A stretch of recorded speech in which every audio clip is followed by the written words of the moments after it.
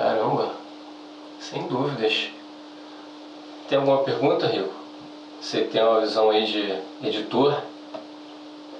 Não, eu estava aqui justamente pensando aqui em formular uma pergunta, mas ainda não formulei.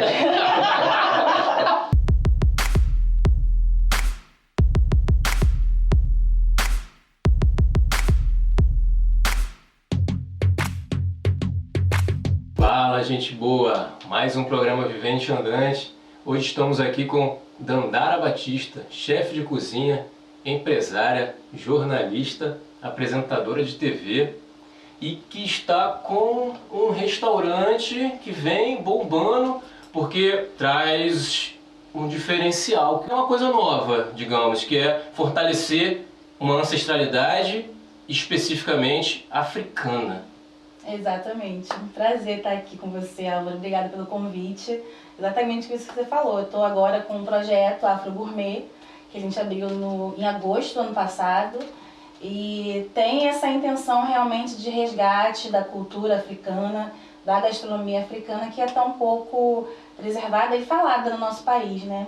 Caramba, realmente. E foi uma coisa que você pensou, digamos assim, foi um pensamento comercial, olha, não, tem um nicho aqui, ou foi um pensamento, não, quero fortalecer a cultura africana, quero fortalecer realmente essa ancestralidade. Como é que foi? Foi um pensamento? Foram os dois lados, na verdade, né? Porque eu sempre gostei muito de cozinhar, apesar de não ter sido a minha primeira formação, como você falou, sou jornalista, foi a minha primeira formação, mas eu sempre gostei de cozinhar, então começava fazendo eventos muito para amigos, para familiares, e eu sempre gostei muito dessa pegada da comida baiana, que meu avô é baiano, na minha casa sempre teve muito essa gastronomia assim presente. E aí decidi pesquisar um pouco mais da gastronomia baiana, e aí você vê essa influência completa da gastronomia africana nessa culinária. E a partir daí comecei a pesquisar alguns pratos africanos. Não é muito fácil, na verdade, pesquisar esses pratos, mas comecei a pesquisar alguns. E aí conheci um prato que eu fiquei apaixonada, que foi o arroz de alçá, que é o carro-chefe desde o início do meu projeto, que eu comecei em 2016, que é um arroz com leite de coco, carne seca refogada e molho de camarão com leite de coco e leite de dendê. É uma mistura super interessante. E quando eu conheci esse prato, eu falei, nossa, tem esse prato, que tem essa referência africana que é tão bom, deve ter muitos outros que a gente nunca ouviu falar. Então teve essa questão de eu sentir que poderia ter um nicho e poderia ter interesse das pessoas. Não tinha ninguém na cidade fazendo naquela época, em 2016. E aí eu propus para um restaurante, que parceiro, e aí vamos fazer, vocês se interessam também. Eles eram também afroempreendedores, tinham acabado de abrir um restaurante. E decidi fazer essa parceria e começar a testar e ver o interesse, né? Porque na verdade eu não sabia se as pessoas se interessariam ou não por essa gastronomia. Já que não tinha ninguém fazendo, será que é porque ninguém se interessa? Ou será que é porque ninguém pensou em fazer ainda aqui na cidade? Porque em São Paulo, por exemplo, você já encontra alguns restaurantes. E aí desde o primeiro evento foi um sucesso, as pessoas tinham realmente muito interesse. E daí pra frente foi uma alegria, assim. Comecei a ser convidada para muitos eventos, principalmente os eventos voltados para a cultura negra, né?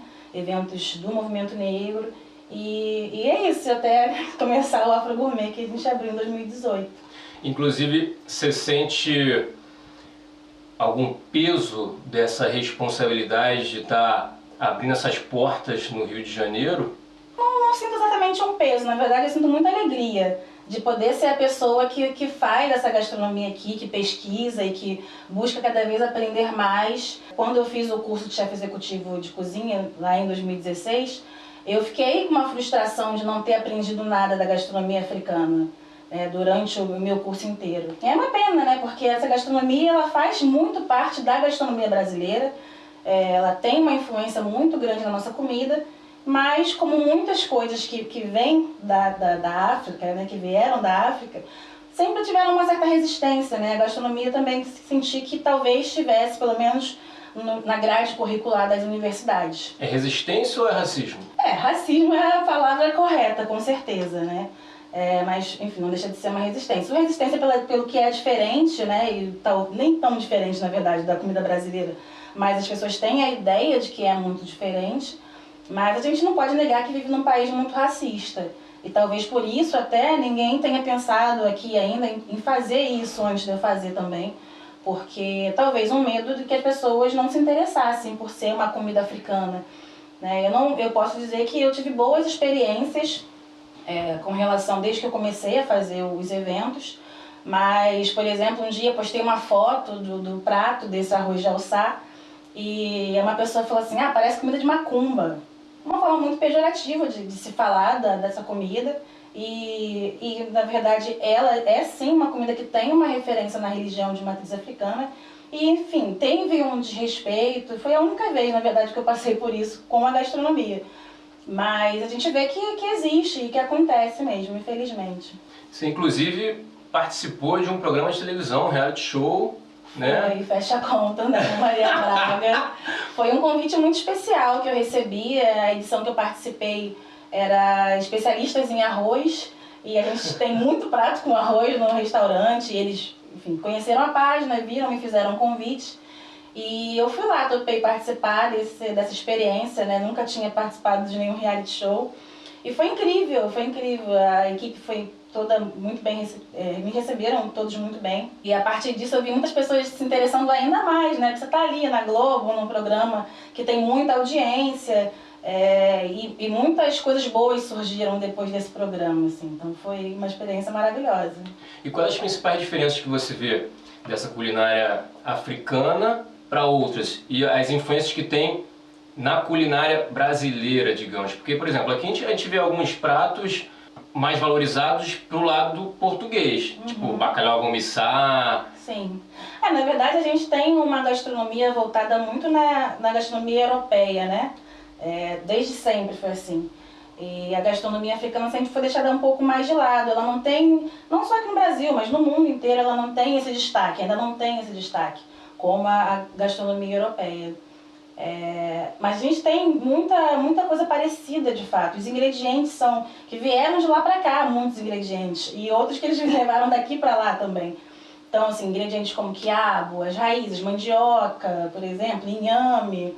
São ingredientes que eles usam lá e a gente usa aqui.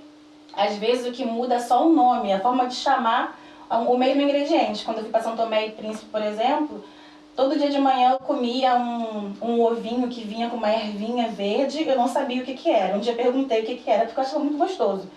E aí eles falaram que era micocó o nome. Micocó? Micocó, era erva micocó.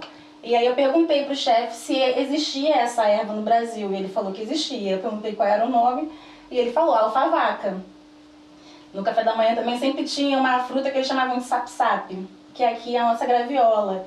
Então, na verdade, a gente tem muitos ingredientes que são os mesmos, e aí o que diferencia, na verdade, às vezes é o nome, e por isso pode ser difícil você, ao ler uma receita, identificar que existe aquele ingrediente e que dá para fazer a receita aqui, porque você não conhece os nomes que eles utilizam para esse mesmo ingrediente que a gente utiliza aqui. Caramba! E você se vê como, digamos, uma mochileira da gastronomia africana, porque você viajou alguns países e... Muito poucos, menos do que eu gostaria, mas pretendo viajar muito ainda, assim. Eu fui para Angola, São Tomé e Príncipe, esse ano vou para Cabo Verde, e a partir de agora meu objetivo é pelo menos uma vez por ano conseguir visitar algum país africano para poder trazer, de fato, conhecer melhor essas receitas, porque a gente conhece muito melhor lá. Algumas receitas eu conheci pela internet, mas quando eu estava lá eu vi que tinha uma forma diferente de fazer. Então acho que só estando num lugar que você conhece de verdade. E é uma experiência incrível, né? Você poder aprender gastronomia angolana na Angola, aprender de São Tomé em São Tomé, e a de Cabo Verde também, que é uma gastronomia incrível, que também acredito que deve parecer muito com a nossa, porque tem muita coisa da praia, né? Então a gente deve ter muita coisa parecida. E eu fico sempre ansiosa para poder conhecer essas receitas. E como é que você mescla todas essas profissões? É uma loucura. Porque... É uma loucura. Eu continuo trabalhando, eu trabalho há 12 anos já na Assembleia Legislativa, na TV Alerj, e lá apresento um programa Toda Mulher, né, que é focado mais em pautas feministas, mas também faço trabalho diário de acompanhamento das comissões, e isso faz parte da metade do meu dia. E a outra metade do dia eu estou no restaurante buscando essas receitas, enfim, apresentando a gastronomia africana aqui na cidade. E por falar em feminismo, tem o feminismo e dentro do feminismo tem o feminismo negro.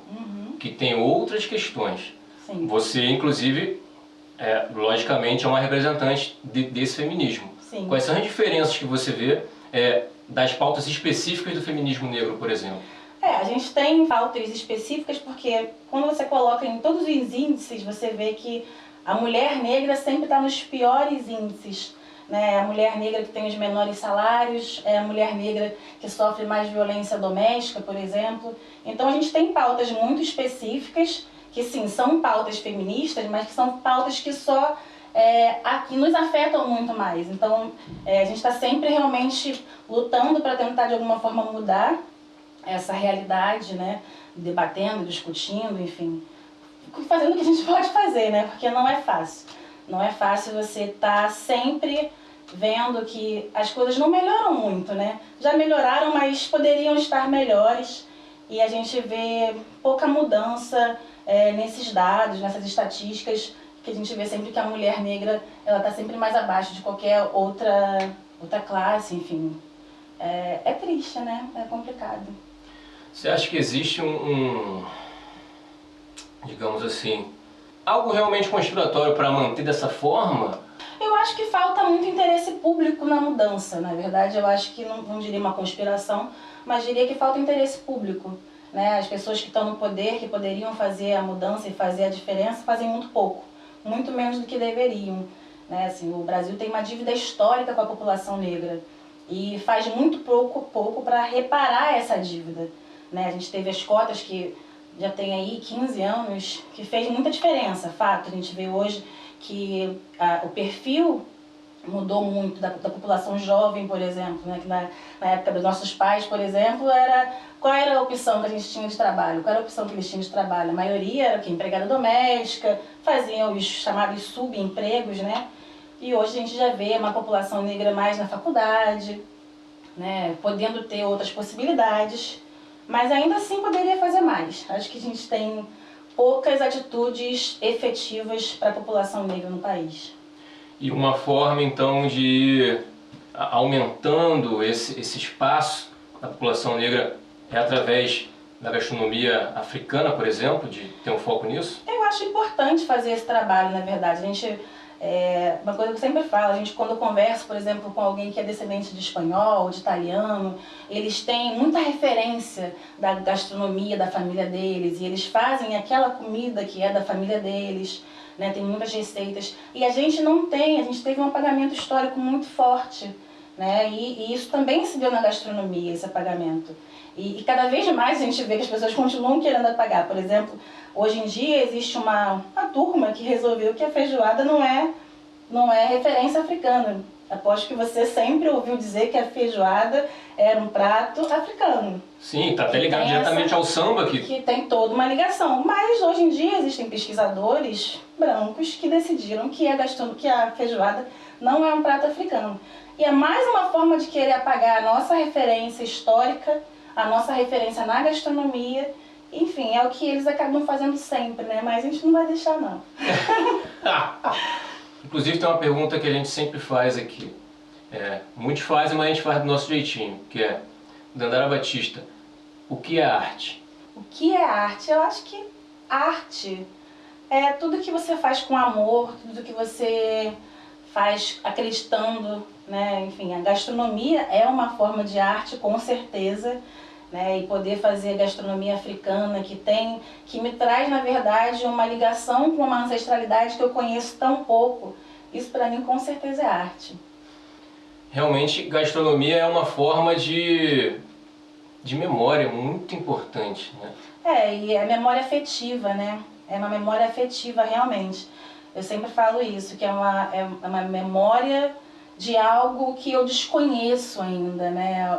Da questão da minha ancestralidade, eu fico pensando como eu gostaria de saber, por exemplo, de que país da África vieram os meus antepassados. A gente não sabe, sabe? A gente poderia se conectar muito mais se a gente soubesse disso, a gente não sabe. E a gastronomia foi a forma que eu consegui me conectar com a ancestralidade que eu conheço tão pouco. Realmente é uma forma de tentar fazer diferença. Esse afro-gourmet. Afro Gourmet, realmente, de pouquinho em pouquinho a gente tem conseguido fazer essa diferença, apresentar esses pratos para as pessoas aqui na cidade e até fora da cidade. Graças a Deus o Afro Gourmet tem se tornado uma referência da gastronomia africana aqui no Rio.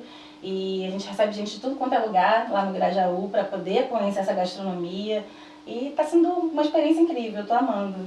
E o que você diria, digamos, para alguém que está nos escutando e que se inspirou e pensou, nossa, quero fazer algo assim? Olha, eu tenho recebido até bastante mensagem de pessoas que falam, poxa, eu vejo a sua página, eu vejo as coisas que você tem feito, isso me dá inspiração, porque eu também tenho interesse em trabalhar com essa gastronomia, mas na faculdade eu não estou aprendendo nada. Tem muita gente que pede para fazer aula comigo, que vai para o restaurante querendo me conhecer para poder entender um pouquinho essa gastronomia. Então é muito bom isso, assim. Eu acho que as pessoas têm sim que buscar mais essa gastronomia, é importante. E tem espaço para todo mundo, porque assim como a gente tem milhares de restaurantes franceses, italianos na cidade, espanhóis, por que não ter vários restaurantes também dedicados à gastronomia de países africanos? Eu acho que tem espaço para todo mundo. Não, eu fiquei muito curioso com o tema, né? Porque é o que você falou mesmo, a gente desconhece muito, né? Eu mesmo acho que nunca comi um prato assim, como você falou, arroz, eu fiquei, caramba, deve ser gostoso. Na hora que você estava explicando sobre o prato, eu falei, nossa, nosso editor aqui, eu dei uma olhada. Gente, e esse arroz faz muito sucesso lá no restaurante, porque as pessoas sempre ficam intrigadas com a mistura da carne seca com molho de camarão, né? Molho de Porque não é camarão. muito comum aqui na cidade a gente comer esse tipo de mistura, mas na Bahia, por exemplo, já é muito comum. E ele é um prato, na verdade, que ele é considerado afro-baiano. Ele tem esse nome Alçá, porque é o nome do povo Alçá, que é um povo da Nigéria, que foi, enfim, escravizado e trazido para a Bahia. E lá, com o que eles encontraram, eles fizeram esse prato. Então, esse prato leva o nome deles enfim, é carregado de ancestralidade, de história. É um prato maravilhoso, eu amo. Inclusive, vocês têm também opções veganas, vegetarianas? A gente sempre tenta incluir no cardápio as opções veganas, porque o vegano você consegue atender tanto o vegetariano quanto o vegano, né? O vegetariano não necessariamente você consegue atender. Porque lá no bairro mesmo a gente tem um público grande de veganos e vegetarianos, a gente percebeu isso. E as pessoas agradecem muito, na verdade, quando vão lá. Assim, a gente tem um casal que é cliente quase desde o início, que ele não é vegano e a menina é vegana. E eles falam, gente, finalmente a gente conseguiu encontrar um restaurante que os dois conseguem comer felizes, assim, porque eles acham que, às vezes, ou não tem uma comida muito boa vegana, ou não muito boa, que não seja uma comida nesse estilo, e eles gostam muito do restaurante, estão sempre lá, e eles falam que lá eles conseguem contemplar os dois. Então é isso que a gente tenta fazer, contemplar todos os públicos, e tem sido, graças a Deus, muito sucesso, assim, muito bom. E onde fica o restaurante? Como é que as pessoas fazem para te encontrar nas redes sociais? O restaurante fica na Rua Barão do Bom Retiro, 2316, no Grajaú. Instagram e Facebook, @restaurante Afro Gourmet.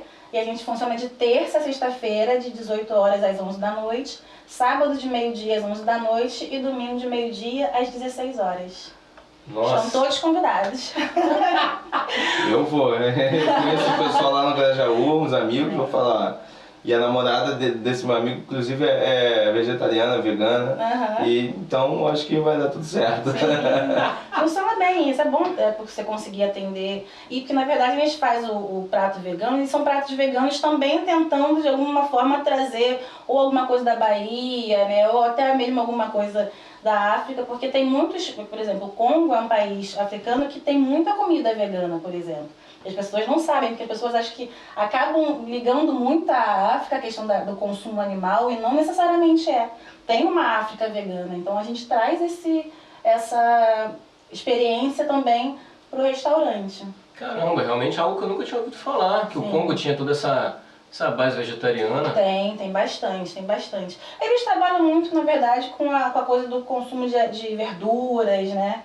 Não necessariamente tem a coisa da carne, até porque, sabe, carne é cara e muitos países africanos são muito pobres, então o que eles consomem é verdade o que eles plantam, o que eles, né, de alguma forma cultuam ali. E é isso, então tem bastante essa culinária também sem carne, não necessariamente vegana, mas sem o consumo da carne. E aí a gente faz adaptações, né, para tentar agradar e ter agradado. É interessante que a gente fala culinária africana, né? E tem gente que acha que a África é um país. É um país, exatamente. Eu sempre falo que até é difícil você falar em culinária africana, porque não é só uma culinária. Cada país tem o seu prato específico, às vezes tem um prato, tem até brigas entre eles, assim, de quem é um prato. A gente tem, por exemplo, o arroz jollof, que muitos conhecem como arroz típico da Nigéria. Mas aí tem outros países que também querem ter essa, por exemplo, Gana tem isso também, sabe? De querer dizer que não, o arroz jollof é de Gana, não é da Nigéria. Mas os dois fazem e cada um faz de um jeito. Tem uma base ali específica do arroz, mas cada um faz de um jeito. E aí cada país tem o seu prato principal, enfim. Fazendo uma comparação assim, trazendo para cá, para o Brasil, seria mais ou menos uma coisa do vatapá baiano e do vatapá paraense. Exatamente, que é completamente diferente o modo de preparo, mas os dois chamam vatapá, então a gente tem isso também.